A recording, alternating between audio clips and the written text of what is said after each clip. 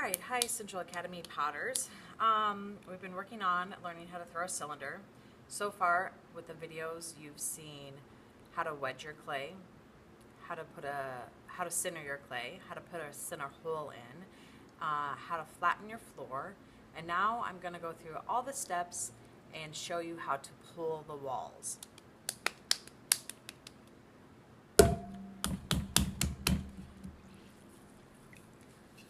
I'm going to go through the first few steps kind of quickly since there are other videos that show those skills.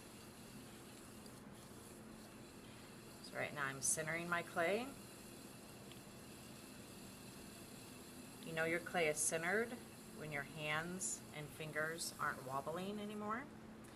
So a good way to check is to do something like that. I'm not quite centered. You want to make sure that your clay is in an igloo shape, preferably with a 90-degree angle right here. So now my fingers aren't wobbling, I know I'm centered and can move on to the next step. The next step is putting your center hole in.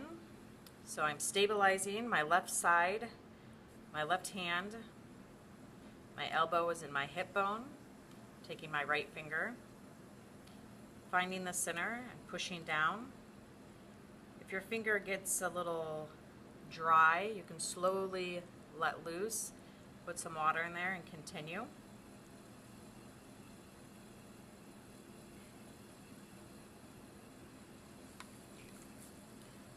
Center hole is in. I'm going to put some water in there.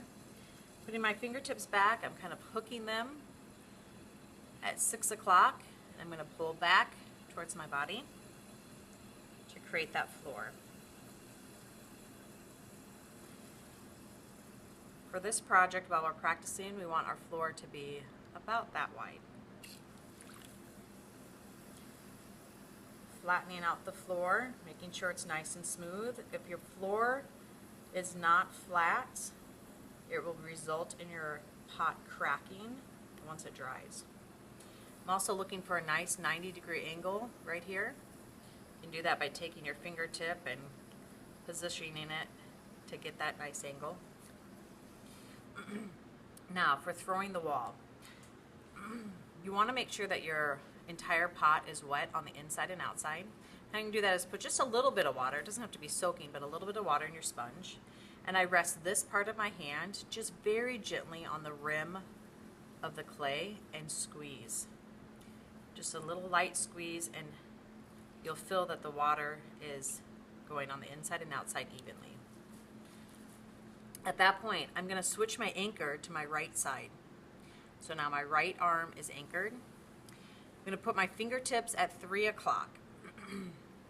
Make sure that that elbow stays in your anchor and your left elbow is kind of into your side. It doesn't need to be into your hip bone, but into your side so it's more stable. At 3 o'clock, I'm going to apply pressure on the inside and outside. And slowly bring those fingertips up to the top. When I reach the top, I don't want to go off the top. I want to come to the top, slowly let go by bringing your fingertips out.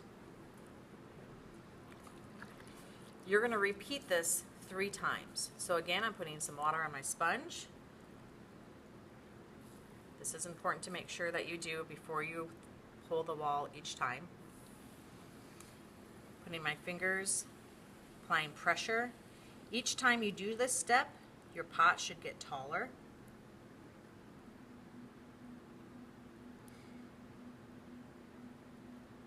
You're going medium speed for this step. Remember the first 3 steps before this, you're going full speed. Now you're slowing your wheel down to medium speed. So I have one more pull that I'm going to do. Usually your pots are a little bit thicker at the bottom, so I'm going to try to apply a little bit more pressure here and a little less pressure here. And again, my goal is to make this pot taller each time I do this.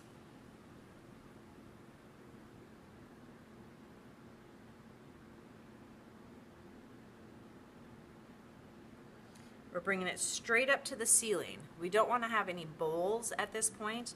We want to have a nice cylinder shape. So I've done my 3 pulls. I'm going to squeeze my sponge out, and there will be water sitting on the inside of your pot. You want to get that water out. We don't want any standing water in our pots. Squeeze that out, and then clean up your pot. Just kind of get that extra slip off. If you have extra slip down here on the wheel, get that off. Get the slip off your hands. And then while we're learning, we're not going to save any of these pots. We're going to clean it all off, so it should look like this. Then you're going to take your wire tool. I kind of wrap it around my finger like so. Make sure it's nice and tight. And I'm going to take this and cut it down the center, wiggling it a little bit so it goes all the way down to the wheel head, pulling it back towards my body, and taking that half off. Now what we're looking for, this allows us to kind of assess how we threw. What we're looking for here is that we have even walls. And you can see I could have applied a little bit more pressure here to get this to be more even. And we're also looking that we have this 90-degree angle. What this step allows is for you to visually see where you need to make adjustments next time. So next time I know I need to work on my 90-degree angle and apply a little bit more pressure on the bottom so I have nice even walls. When you're done assessing that, take your wire tool, cut it off,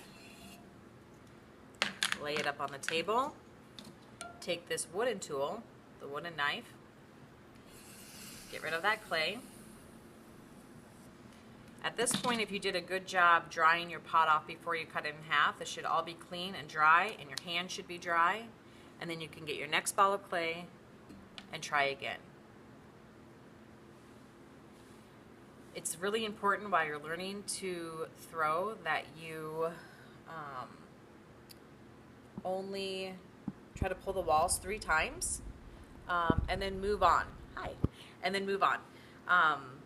A lot of times beginning students will just keep messing with it, and they spend 40 minutes trying to fix or mess around with one pot, and that's really, you're losing the opportunity and the time to just keep practicing and practicing.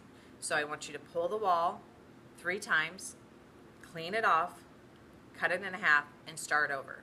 So your goal in a class period, an 85-minute class period, is to hopefully get through maybe 5 balls of just practicing. And if you do it this way, you will learn how to throw better and faster in a shorter amount of time. So there you go. Practice throwing your cylinders. Remember to re-watch this video after you practice, every time after you practice, to really study all the different moves. As you practice, parts of this video will make more sense once you get your hands in the clay. All right, thanks guys.